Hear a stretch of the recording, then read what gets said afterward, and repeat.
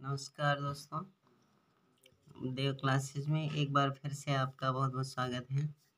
और पिछले वीडियो में मैंने आपको बताया भी था कि हम पहले पढ़ेंगे संविधान का स्रोत, उसके बाद पढ़ेंगे संविधान के भाग व अनुसूचियाँ।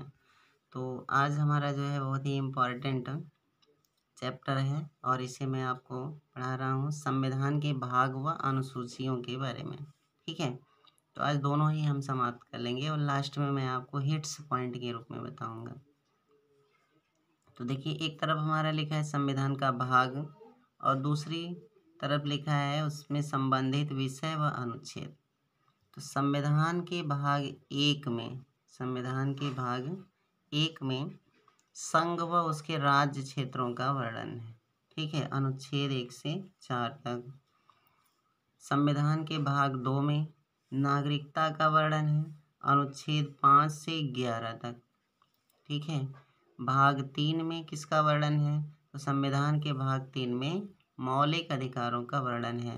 और मौलिक अधिकार कहाँ से हैं? 12 से 35 तक, अनुच्छेद 12 से 35 तक। भाग 4 में किसका वर्णन है? राज्य के नीति निर्देशक तत्वों का, और अनुच्छेद 36 से 51 तक। पिछले वीडियो में मैंने आपको बताया भी था कि भाग 1 में संघ व उसके राज्य क्षेत्रों का वर्णन है, भाग 2 में नागरिकता का वर्णन है, भाग 3 में मूल अधिकारों का वर्णन है और भाग 4 में नीति निर्देशक तत्वों का वर्णन है।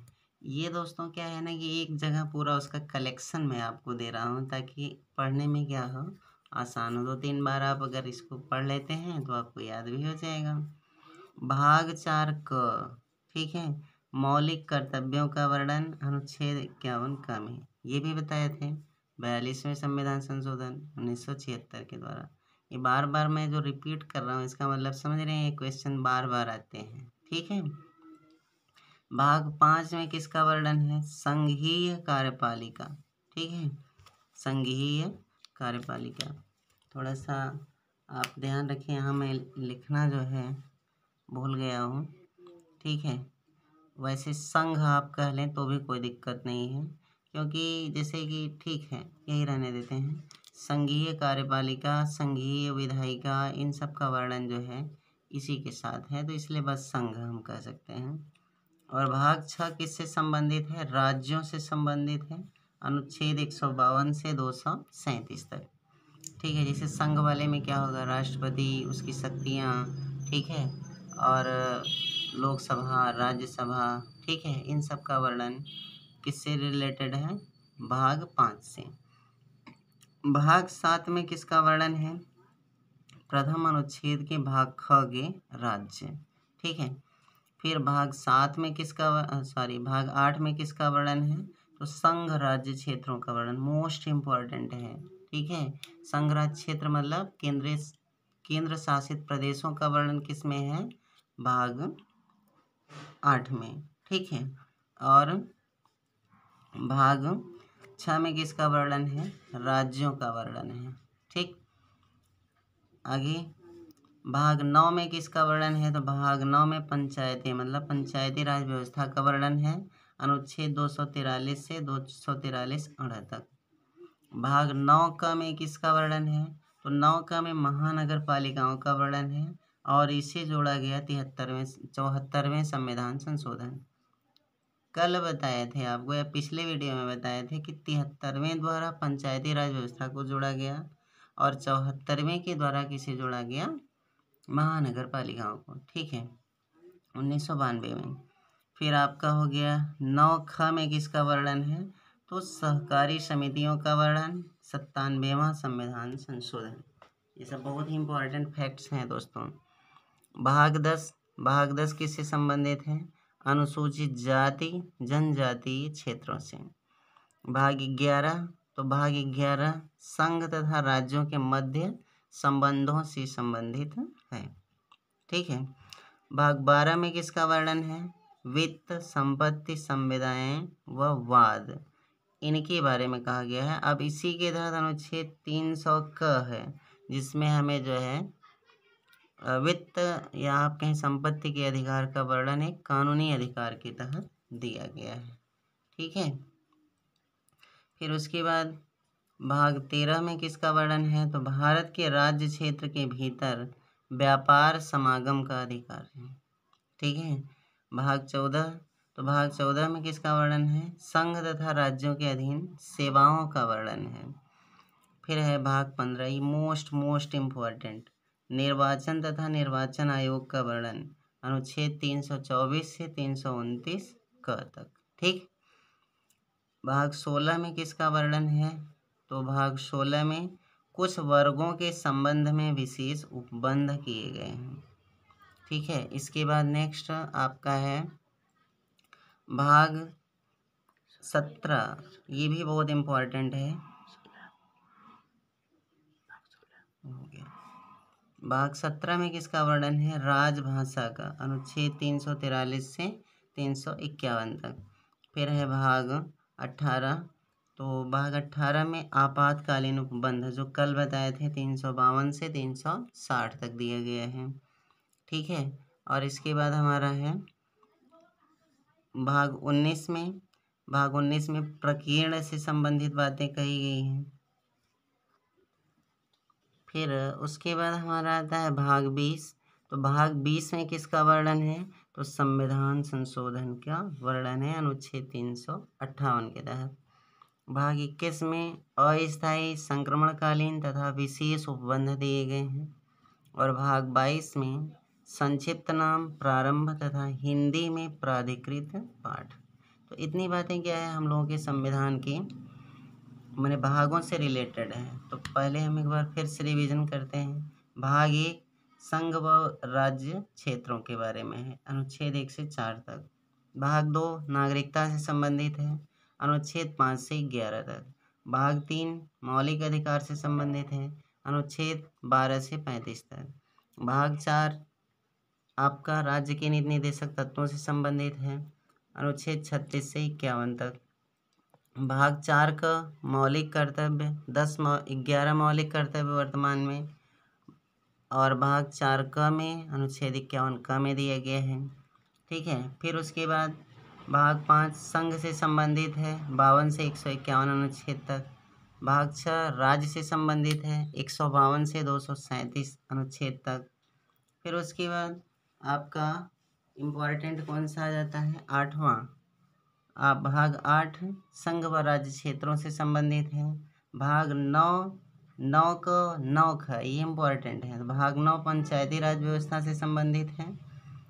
और भाग 9 को महानगर पालिकाओं से संबंधित है, 74वां संविधान संशोधन। भाग 9 ख सहकारी समितियों से संबंधित है, 97वां संविधान संशोधन। फिर हमारा इम्पोर्टेंट आता है भाग 15 निर्वाचन व निर्वाचन आयोग, अनुच्छेद 324 से 329 क तक। भाग 17 राजभाषा से संबंधित 343 से 351 तक। भाग 18 आपात उपबंध 352 से 360 तक। और भाग 20 संविधान संशोधन से संबंधित है, और यह आपका किस में है? अनुच्छेद 368 तक, 68 में। तो ये हमारा जो है आज का वीडियो होता है, और इसमें निश्चित रूप से क्या है सभी संविधान के इम्पोर्टेंट भागों को मैंने एक जगह रख दिया, जो आपके अध्ययन के लिए जो है बहुत ही इम्पोर्टेंट है। दोस्तों इसी में मैंने आपको कहा था कि आज जो है अनुसूचियों के बारे में भी पढ़ाएंगे। जैसे कि मैंने आपको पहले भी बताया था कि मूल संविधान में 8 अनुसूचियाँ थीं।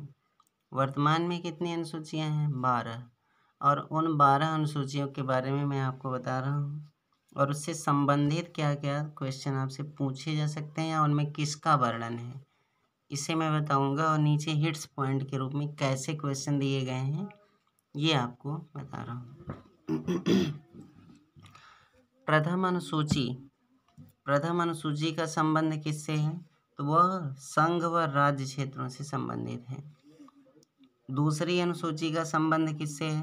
तो दूसरी अनुसूची में क्या है? राष्ट्रपति, राज्यपाल और अन्य के वेतन तथा भत्ते का प्रावधान है। मतलब पहली अनुसूची में संघ व राज्य क्षेत्रों का वर्णन, दूसरी बात राष्ट्रपति, राज्यपाल व उन सब के वेतन के बारे में प्रावधान किया गया। ठीक है। और तीसरे में किसका वर्णन है? तो तीसरे में हमारा वर्णन है शपथ का प्रारूप, जैसे राष्ट्रपति हुआ, राज्यपाल हुआ, ठीक है, और प्रधानमंत्री हुआ, इन सब के जो है शपथ का प्रावधान किस में है? तीसरी अनुसूची में है। चौथी अनुसूची का संबंध किससे है? तो राज्यों व संघ शासित प्रदेशों की राज्यसभा में प्रतिनिधित्व का वर्णन है, इसमें अनुसूची 4 में, ठीक है। फिर 5वीं अनुसूची में किसका वर्णन है? तो अनुसूचित क्षेत्रों व जनजातियों के प्रशासन का नियंत्रण के बारे में वर्णन है 5वीं अनुसूची में, ठीक है। फिर है 6ठी अनुसूची में असम, मेघालय, त्रिपुरा व मिजोरम के जनजातीय क्षेत्रों का प्रशासन का वर्णन है किसमें? 6वीं अनुसूची में। 7वीं अनुसूची में किसका वर्णन है? तो इसमें संघ व राज्यों के मध्य शक्तियों का विभाजन है। तो आपको बता दूं दोस्तों, इसी में संघ सूची, राज्य सूची और समवर्ती सूची का वर्णन किया गया है। इसका मतलब 7वीं अनुसूची का संबंध किससे है? संघ व राज्यों के मध्य शक्तियों के विभाजन से, ठीक है। आगे मैं आपको बाद में बताऊंगा कि किस में कितने विषयों का वर्णन है और क्या क्या इसमें शामिल किए गए थे, ठीक है। तो उसका जब एक विस्तृत अध्ययन करेंगे तो उसे हम लोग शामिल करेंगे, ठीक है। 8वीं अनुसूची किससे संबंधित है? भाषा से, ठीक है। और उसके बाद 9वीं अनुसूची, तो 9वीं अनुसूची कुछ नियमों व अधिनियमों का विधिमान्यीकरण इसमें किया गया है, ठीक है। और इसके बाद आपका आता है 10वीं अनुसूची, तो 10वीं अनुसूची संबंधित है दल बदल कानून से, ठीक है। फिर 11वीं अनुसूची, तो पंचायतों को शक्तियां व प्राधिकार दिए गए हैं किसमें? 11वीं अनुसूची में, क्योंकि हमने आपको बताया था कि 11वीं अनुसूची को जोड़कर ही पंचायती राज व्यवस्था का वर्णन किया गया है। 12वीं अनुसूची न्यायपालिका की शक्तियों का उल्लेख, शुरू करिए। हाँ दोस्तों, इसमें जो न्यायपालिका लिखा है मुझे लग रहा है कि थोड़ा सा मिस्टेक हो गया है, ठीक है। यहाँ होना चाहिए नगर पालिका की शक्तियों का उल्लेख, ठीक है।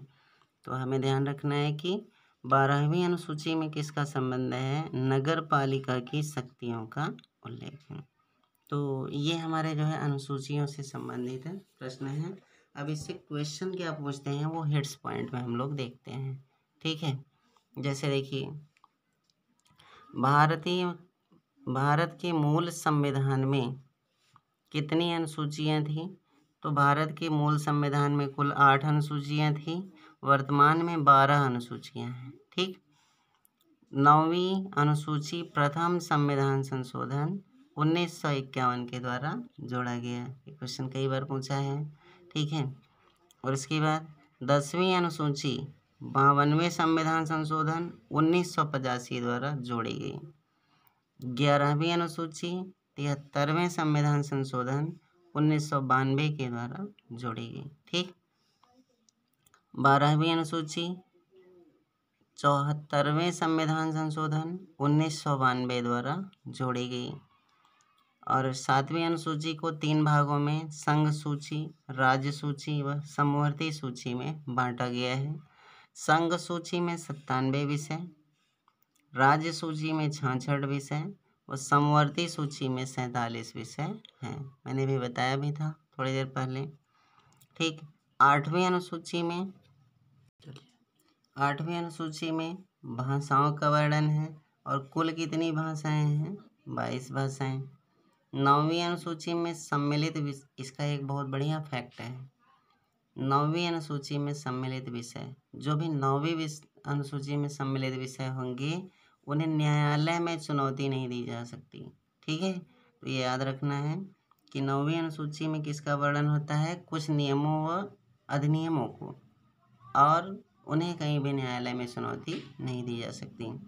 10वीं अनुसूची दल बदल से संबंधित है और 11वीं अनुसूची पंचायतों से संबंधित है। 12वीं अनुसूची महानगर पालिका व नगर पालिका के प्रशासन से संबंधित है। तो ये हुआ हमारा आज का वीडियो।